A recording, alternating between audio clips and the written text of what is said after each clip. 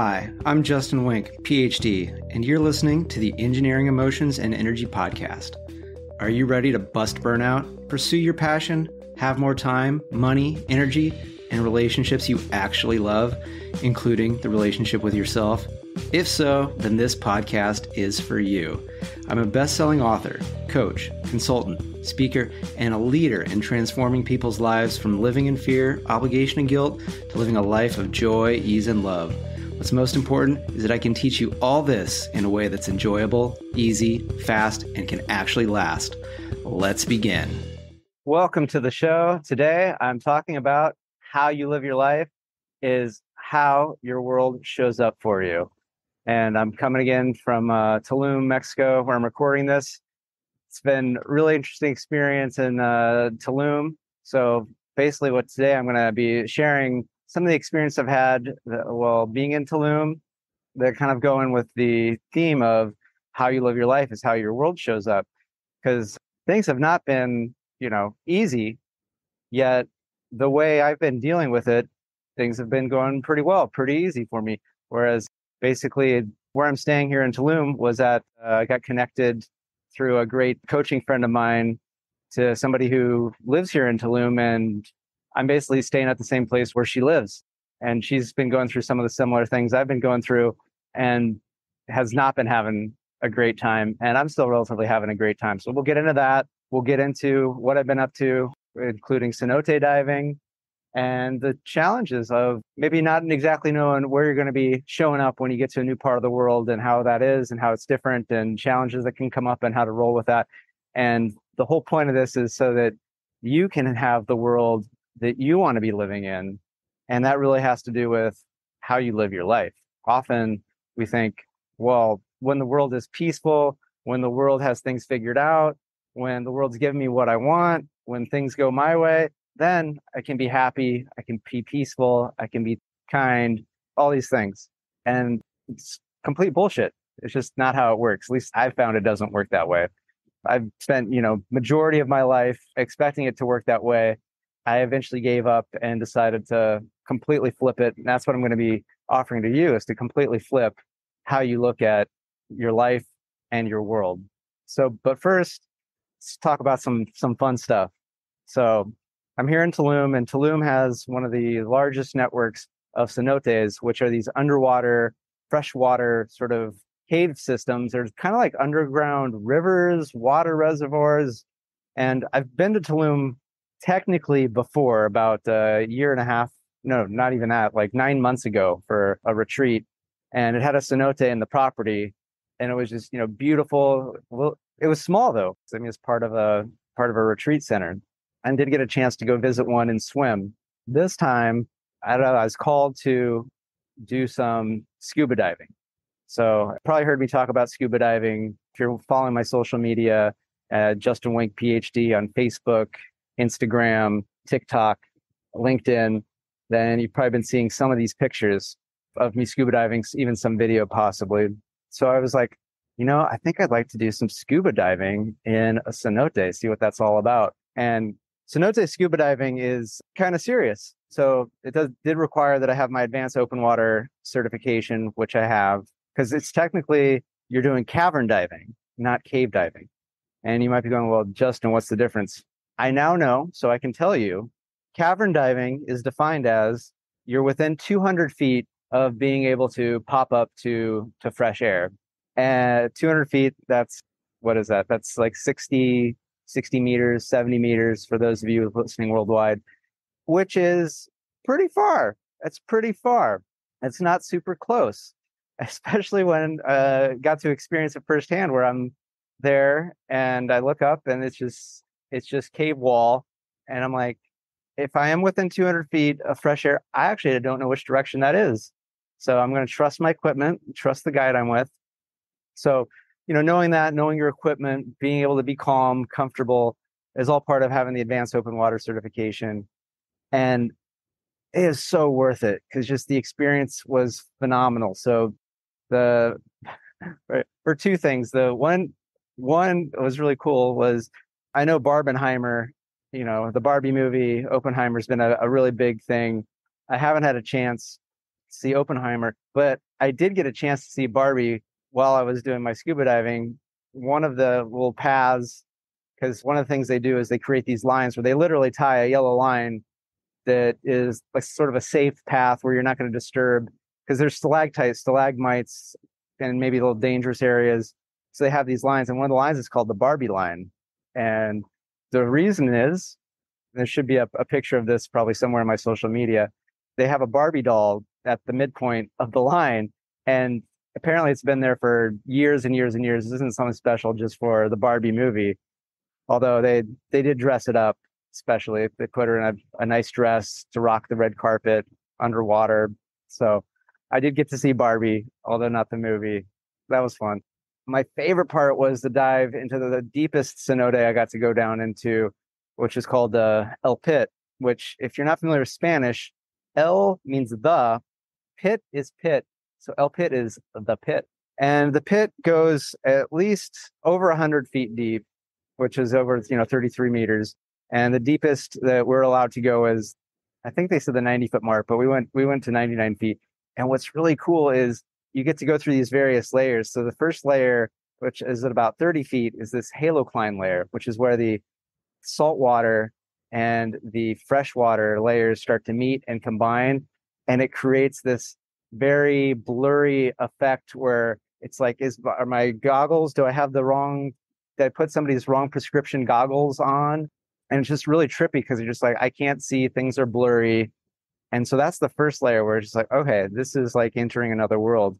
And then the next layer is at about the 90-foot point. It's this hydrogen sulfide layer, which sounds scary, yet it's just and remember, scuba diving, so I have my own air supply. So I don't have to worry about breathing this in because I'm breathing the air that I brought on the tank with me.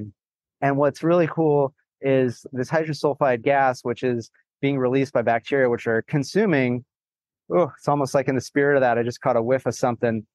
It smells like hydrogen. Yeah. Whew. Yeah. I'm in an interesting location, which I'll get into after the cenote story. So the hydrogen sulfide, it looks like fog. It's like a foggy layer. And what makes it even more fascinating is that the Mayans considered cenotes sort of the gateway to the underworld. And so with this fog and seeing there's decomposing materials, and it just has this stillness, this quiet, this dead-like, it really does feel like the gateway to the underworld. And to see the formations of the stalactites, the stalagmites, and just thinking about the history geologically and culturally of these places where, as at one point for these rock formations, that meant that these were not filled in with water at one point. So these were, empty caves. And then at some point they became filled in. And also in El Pit, there was some Mayan pottery that was there. My guide said she's not 100% sure if that's authentic or maybe it could have been placed there, but she knows that there definitely are locations where there is authentic. And so there's a little bit of, because I believe it is well known that there were Mayans that, were phenomenal with diving into the cenotes with great breath control that could, go very deep and very long. Yet there's also, hey, maybe at one point when these weren't filled in, were there people using these caves, doing things? And so to me, I just find this all fascinating, all of these things. And it's just still gorgeous. So if you've ever been thinking of doing cenote scuba diving or just scuba diving in general, I would recommend it. It's almost a very good forced meditation because you're required to stay calm, monitor your breath. If not, you're going to go through all of your air and you have less time to dive. So that brings me to where I'm staying, which is going to lead into the point of this episode. So now I'm going to be talking about what it's been like in the location where I'm staying in Tulum. I'm at this place. I'm going to say that it's this Ophelia Tulum Hotel.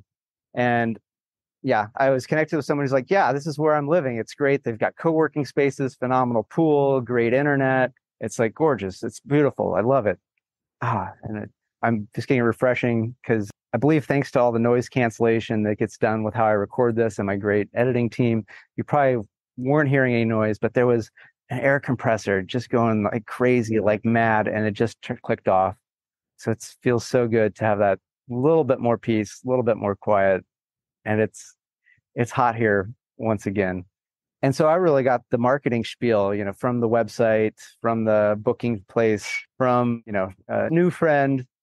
Yet when I get here, it's a completely different experience. For one thing, when driving up, leave the paved road and go into dirt road, and it's like this is looking like kind of like ramshackle type housing where it's just like slapped together, rough concrete, using any sort of materials.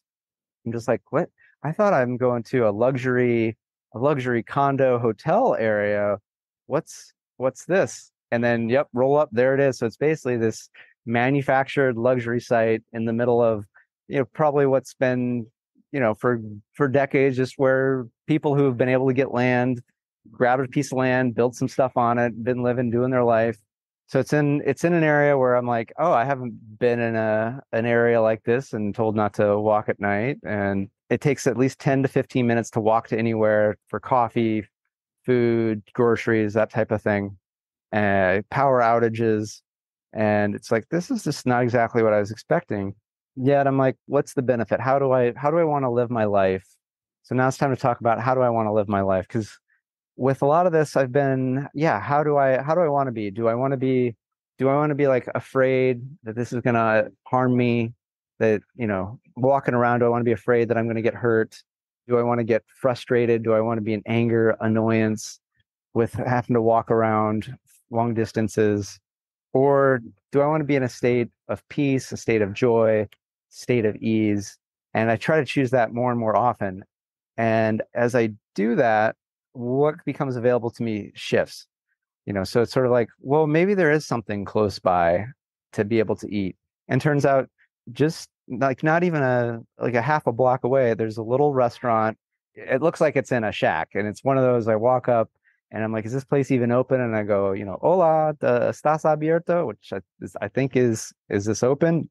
And then this beautiful, grandma, abuelita looking woman goes, oh, yes, Google Maps. And I pull it up and then she starts showing me, okay, I have carne asada, I've got quesadilla, I got tacos, and just, delicious food, just the sweetest service and low price. And it's like, okay, so this is like an experience I would not have had if I was not here.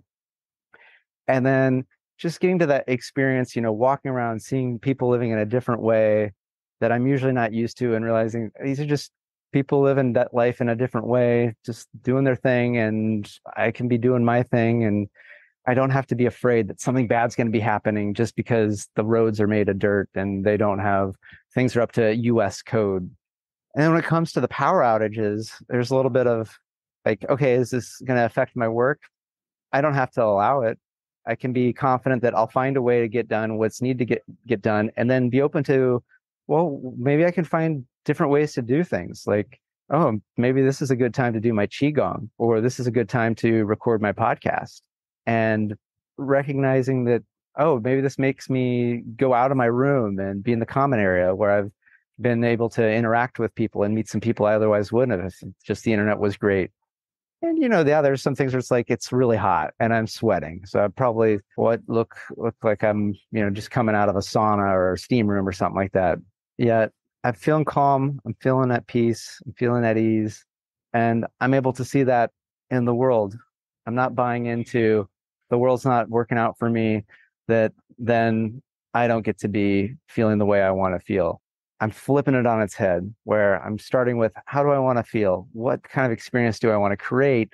And then it's amazing that these things show up that allow me to get done what's important to me. Because again, the previous episode was about vision and commitment. So I'm committed to doing this podcast because I want to get messages like these to those of you that listen and watch the snippets or the videos.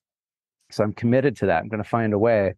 And so that's why, this was not the planned time I was going to record this, but again, I don't have internet in my room. I've got internet out in this common area, which is where I would have recorded it anyway. So I'm doing it. I'm making it happen and enjoying it. And I'm looking forward to, like, okay, let me go find some other places to eat, to try the food. Or there's a couple places I've been that have been great. Maybe I'll return back and try something else. And so just really getting to enjoy the experience. It's different than if I would have just gone with what I thought was the way it should be. how I think the world should show up for me to be able to enjoy things. But when I start with how do I want to feel? How do I want to live my life? What's the state that I want to be in?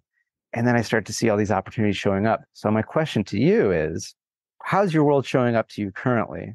Like, what are you noticing? Like, is the world, is it a bunch of fear? Is a lot of things not doing what they're supposed to, which is what I would say is obligation? Or is there things that are not right, things that are wrong, shameful, full of guilt?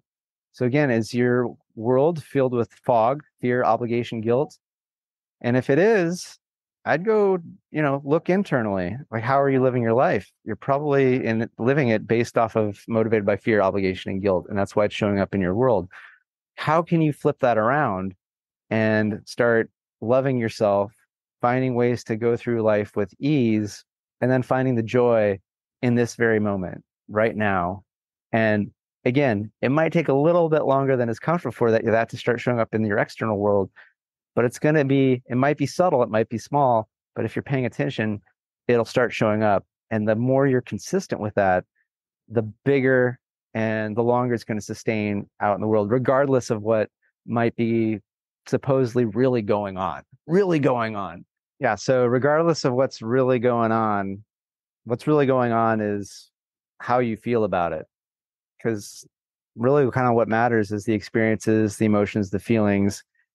And with that, I'm going to wrap this episode up before I lose my connection and my ability to record again, which I think is just another demonstration of I could be getting frustrated, I could be getting annoyed. Yet when it goes out and I have to take a pause in the recording, I just use that as a time to relax and enjoy and be ready for when it's time. And so I'd highly recommend my book, Engineered to Love, Going Beyond Success to Fulfillment, now available on audiobook, on Audible, and other places you can get audiobooks for ways to live a life of joy, ease, and love instead of living a life of fear, obligation, and guilt, and allowing your world to show up that way, because how you live your life is how your world shows up for you. So make sure to check me out on Justin Wink, Ph.D. on all the social media places. Reach me at podcast@justinwink.com if you want to email me some questions. So with that, thank you so much and good day.